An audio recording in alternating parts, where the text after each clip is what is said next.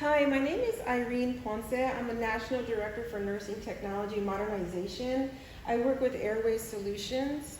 I want to talk to you today about a product that has a necessity in the market, and what I'd like to focus on today, my whole problem statement evolves around airway management, because as a nurse anesthetist in the operating room, I understand airway emergencies. We all are exposed to it as anesthesiologists, nurse anesthetists, my peers. We all work together to manage an emergency airway.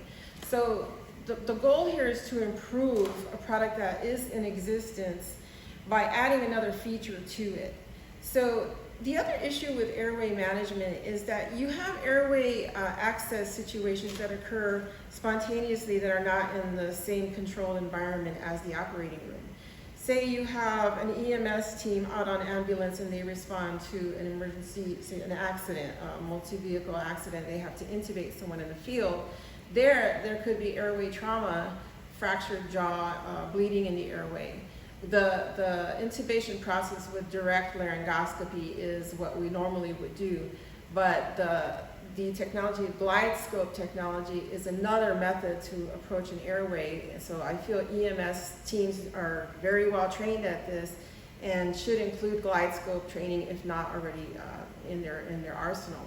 Again, another option would be emergency room physicians or clinicians.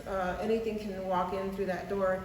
I especially am knowledgeable and experienced with rural medicine, rural healthcare, and performing direct laryngoscopy on patients in an isolated environment where you don't have backup. As anesthetists, we face that every day, and it's even more stressful for the individuals who are in the ER or in the ambulance who don't intubate every day. So I wanted to make sure that the airway access device that is already in existence, called the glide scope, that I present that is a trademarked item. So I want to move on to the next subject. The next subject is, who are the key stakeholders? The key stakeholders are the individuals who are trying to access the airway in, like I said, operating room, emergency room, EMS, and anywhere, any random occurrence in the hospital if somebody goes into cardiac arrest, just spontaneously. The stakeholders are the individuals who are going to be accessing the airway, but ultimately the one who benefits from it is the patient. The product that is in existence is the glide scope. I want to show you this. The glide scope is something that offers direct laryngoscopy here with the aid of the video. So this goes into the airway. This device will go into the airway and projects the image there. So like I said, this is an existing technology, and Verathon Medical is the organization which invented this product. Verathon Medical has been in existence since 1984, but they perfected this technology in 1999.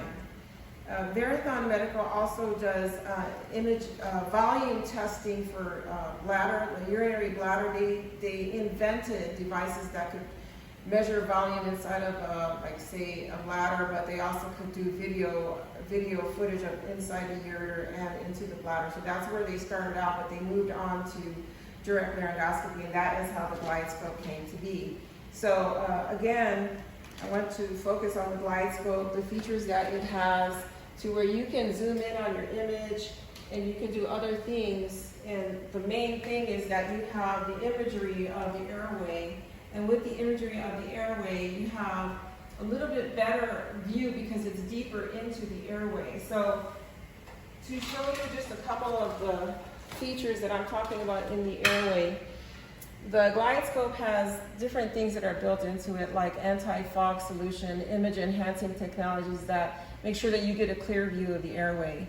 From the individual, our perspective, who's intubating, you go in through the mouth, into the pharynx, and you're trying to get into the primary curve of the oral pharynx. Down here are the vocal cords.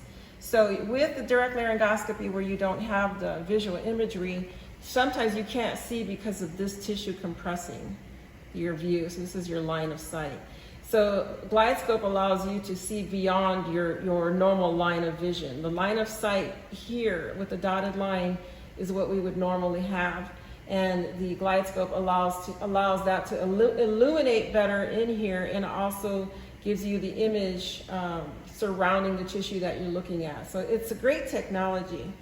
So the only thing that I would like to add to that technology is I feel that coming back to the GlideScope, that you would have to, in my opinion, add a Wi-Fi device to this structure without making it much bigger, to where you can actually project the image that you're seeing. Say you're doing an emergency intubation, it's not going well, it's trauma, it's chaos. So you can send this image to an individual who has airway experience and can verbally guide you with suggestions, say administer cricoid pressure, use a different blade, help to identify structures that you're not able to recognize, say if you are a novice with intubations and you only do them on an emergency basis. Now the cost of this whole device here is $6,000 if I were to buy one. And the technology that I would like to add here would be the software that makes it internet accessible with the ability to transmit the image. The $2 to $3 million of research and implementation for this product addition. Like I said, this unit as a purchaser it would be $6,000. As the vendor and the creator, it costs $2,000 approximately to create this unit. And I believe over time, if I applied another additional $1,000 to that $2,000 investment, I have a total of a $3,000 investment. Now I need to pass that cost on to the buyers, so I would increase the price from $6,000 to $7,000. That would offset some of the expenses. So the other issue, the cost of training individuals, I don't believe that that's going to be difficult, because any individual who uses the GlideScope and knows the basics of it would just need to turn on the power button for Wi-Fi access, which will allow you, they don't even have to have additional video added, they just need to transmit this image. The cost of training everyone to get them on board would be minimal, because that is already built into the training of airway access, and it would not even really be an issue. So minimal, I would say $1,000 for a facility to teach all of their airway access individuals. Subscription would be required for the GlideScope Wi-Fi access. So if you have a facility, you're at a facility and you want to log on and say, hey, we got an emergency situation, this is what I'm seeing in the airway, then you would have to have subscribers globally who can log on and respond to that tab to say, hey, I'm watching what you're watching. And you can even, in my mind, you can have multiple individuals watching the intubation and giving their feedback. The barriers to the implementation are going to be rural hospitals don't always have the best Wi-Fi. They don't always have the best internet access. So that is one barrier. Hospitals try to offset that by having their own internet, but it's not always the best.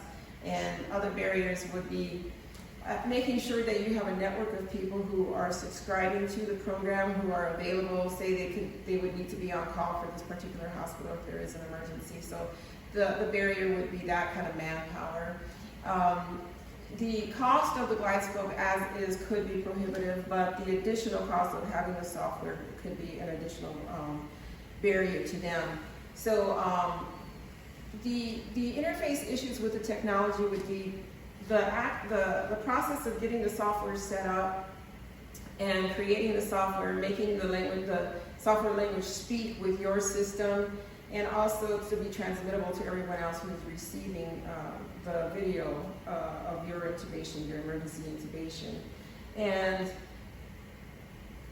basically, I feel that the major benefit is going to be that you have more eyes on the airway, which in any situation is a plus.